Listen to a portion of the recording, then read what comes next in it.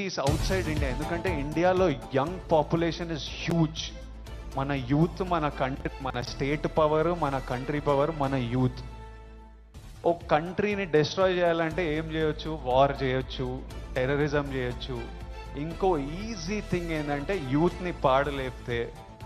So we are seeing even in the book, నాకు ఇప్పుడే ఒక బుక్ ఇచ్చారు, ఆ బుక్లో కూడా నార్కోటిక్స్ టెర్రరిజం అని ఒక సబ్జెక్ట్ ఉంది, ఒక పారాగ్రాఫ్ ఉంది, where countries that want to see India not progress, easiest way. ఇప్పుడు మనం చూస్తున్నాం అమెరికా ఎంత ఎఫెక్ట్ అయింది, అంతా కొంచెం పిచ్చి పిచ్చిగా ఉంటున్నారు వాళ్ళు.